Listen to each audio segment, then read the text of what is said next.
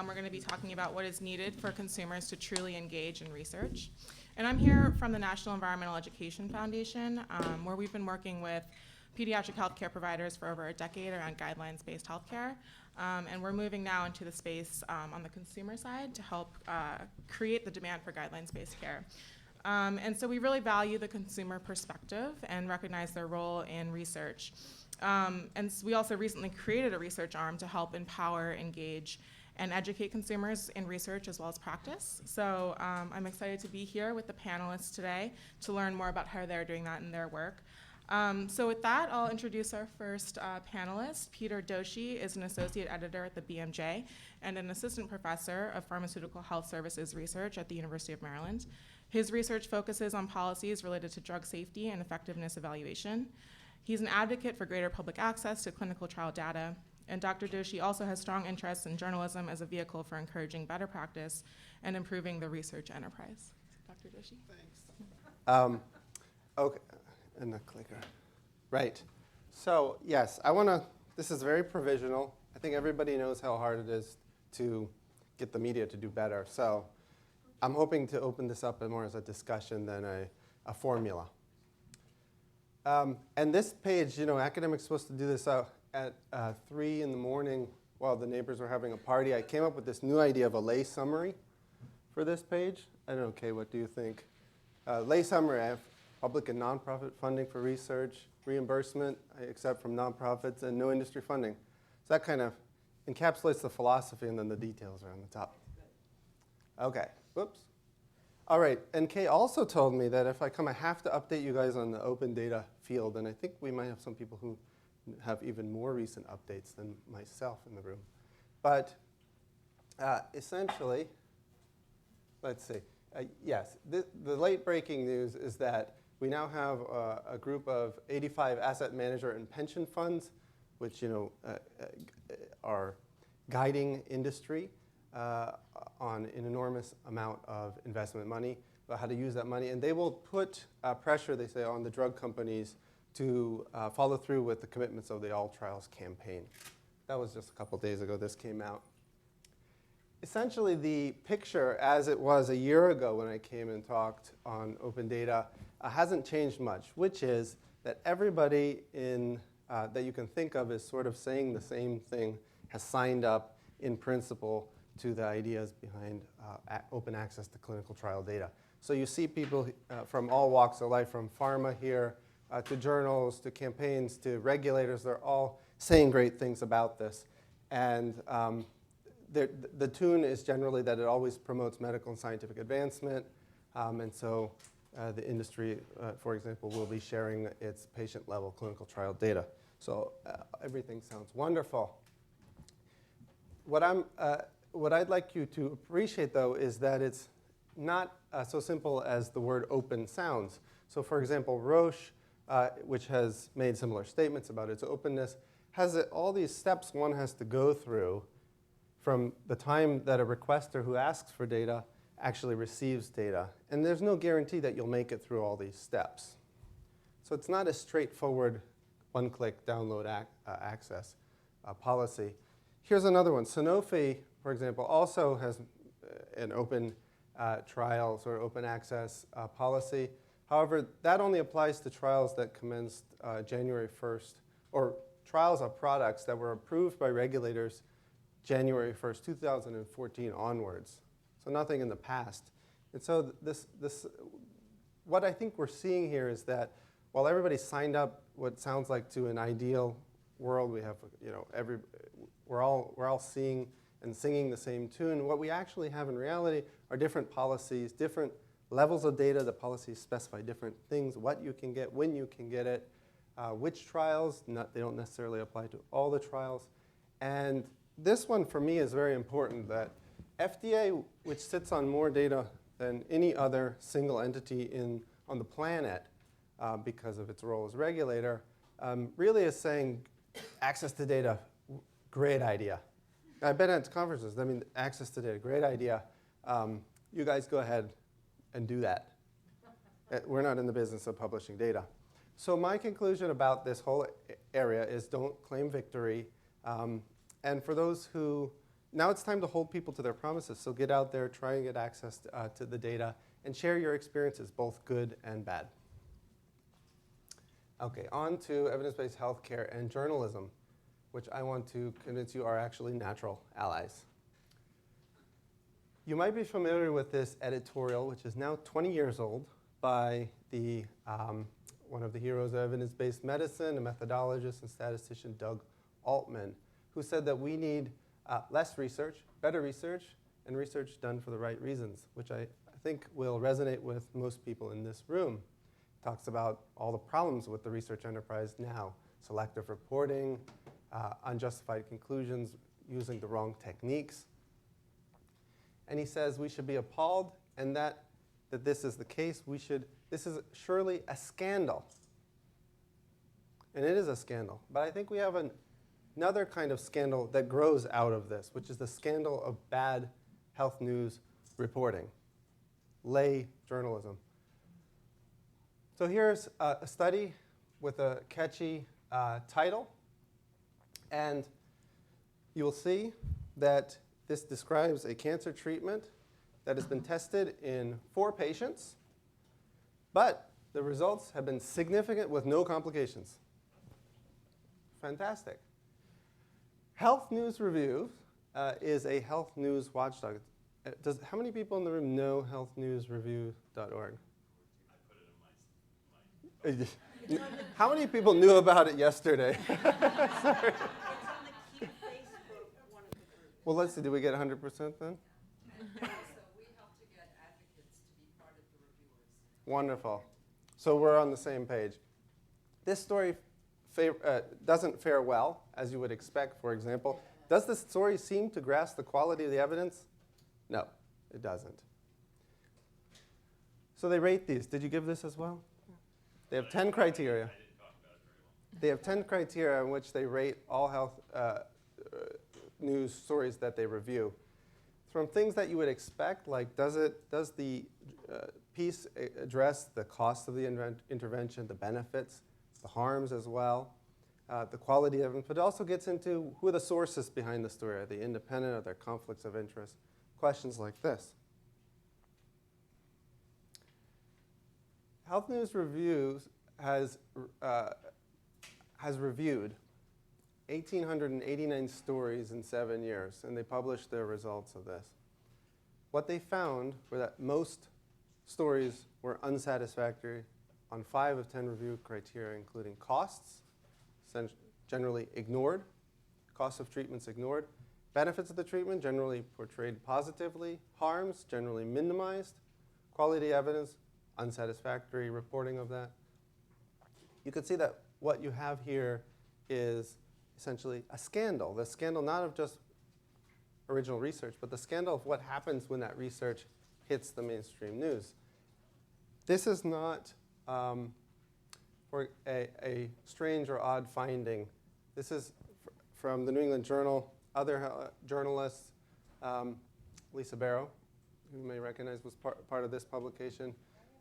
In the year 2000, they published a paper looking at the health news reporting of 3 products, and they found that 40% did not quantify the benefits. Quantify being the key word, probably talked about them, but didn't quantify what actually is the benefit. And when it did quantify, it provided them in relative risk terms, not absolute benefits. So if you look at absolute benefits, only 2% of them quantified in terms of absolute benefits. And when the stories talked about adverse effects, well, only half of them talked about it. Only about half did not even mention adverse effects. So this is clearly unacceptable. So what can we do about it? I think that reforming journalism we have to hold the mirror to journalists themselves, because evidence-based medicine and journalism have a lot in common, I think, at a fundamental, sort of at the persona level. Evidence-based medicine, evidence-based healthcare teaches us to be skeptical, right? Everybody agrees, I hope, that skepticism is one of the foundations of this. To question hype like 50% lower risk, or things like safe and effective, breakthrough therapies. promising new treatments. Journalism does the same thing. Its values are objectivity, neutrality, serving the public interest, and speaking truth to power. So I think that people here committed to evidence-based healthcare are natural allies with the journalistic enterprise. And the real question is, well, how do we remind journalists of this?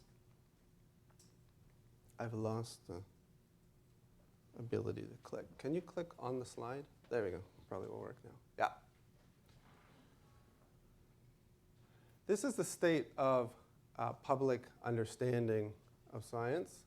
This is a nationally representative trial and a survey at the same time that found 39% of the public mistakenly believes that the FDA only approves extremely effective drugs. 25% believe the FDA approves only drugs without serious side effects. This is outrageous, but I think it's consistent with this moniker that's become so embedded in our culture, that the FDA approves safe and effective products. So part of me wonders whether we should do more work to try and challenge the appropriateness of that moniker. I think it's a great ideal, something to strive towards. But if people have, I just want to interject, FDA approved. Yeah, safe and effective. Right, it's not just the public. I think it's an important point. Most clinicians are probably far less familiar with research design and what evidence means than the people in this room. So we have a situation in which the beliefs are not consistent with the evidence. I'd like you to think about what journalists, do you think journalists actually fare much different than the general public on this? I don't think they do. Consider this. Does everybody know Prescrire, the international, it's a newsletter, it's not a journal, it's a bulletin, it's a drug bulletin is the correct term, written by independent doctors and pharmacists, and they rate new drugs when they come on the market. They're based in France, and so this sample happens to look at drugs approved in France over a decade. The vast majority of the drugs had little or no improvement over existing therapies. Think about how that stacks up with 40% of people believe the FDA only approves extremely effective drugs. Well, then everything we have must work miracles. If the majority of drugs have little or no improvement, they must be more miracles. This, I think, may be something that you can, because I'm going to suggest that you speak more with journalists. This may be something that helps them think through this. You understand the evidence. You should understand then that we always give lip service to this idea of weighing benefits against risks. And I think it's great, because that's, again, an ideal that we want to strive towards. But the reality of the matter is that the evidence base, the research paradigm we have now, tells us a lot about benefits in terms of efficacy, right? That's what the randomized trials are really good at, ferreting out efficacy. They're not so good at figuring out the range of harms. This is not a partisan type of statement. This is fundamental to the research design. If the true idea is, if the reality of the matter is that people are going in to make decisions weighing risks and benefits where one is much clearer and often heavily promoted and hyped, if we've seen in the media, and the other, we only have this vague sense of with uncertainty and it may cause, but it may not cause. That's a major problem. And I think that we can educate people about this. What this points to is the systemic really, problem of our lack of understanding about harm. We've done a good job at building our research enterprise that tell us about benefit. Not so good on the other side. And I think public pressure can highlight that and force that to change. How many people saw this story? Did people see this story?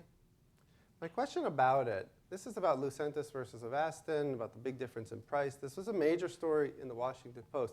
But I have a feeling that for most of the people here, you already knew this before it was in the Washington Post. And that, I think, is the point. There's a couple points I want to make. One is that you already knew it, which means you have great scoops to tell journalists. You just have to figure out how to package it, how to get to them. Because I think the journalist plays an important role here. But the point I'm trying to make about the story itself is that he didn't figure it out on his own. This had been figured out by other people. But look at the number of comments on the right here, 1,057 comments. The media still matter. People can go, it is a place where people congregate, still.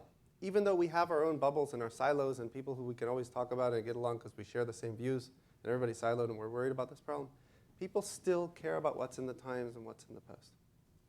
And so if you can get your message out to journalists who come at this from a fairly innocent perspective, where this as a scandal, and they can bring that to their editor, and the editor goes, "Are you kidding me? That's an amazing story."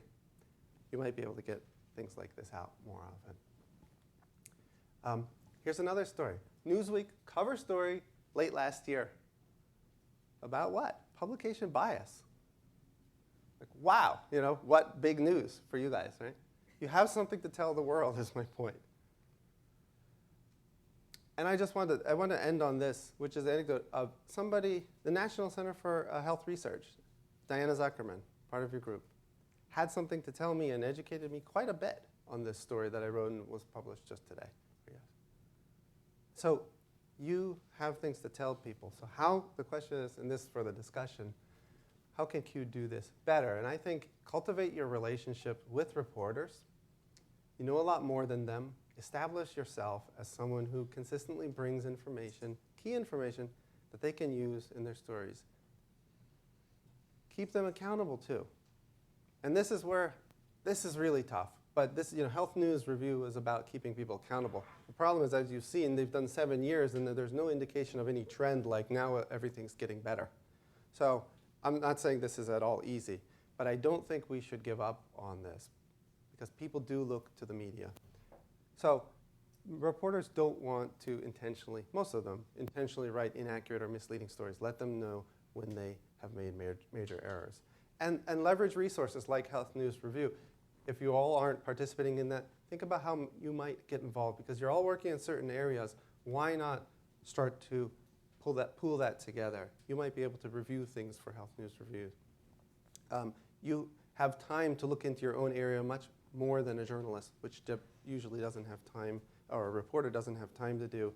You know the resources like opensecrets.org or looking at organizations' Form 990s to figure out what's going on, what is the story here, and then bring that to them. So I'm going to end there because I think that's really the launch pad for a discussion about this.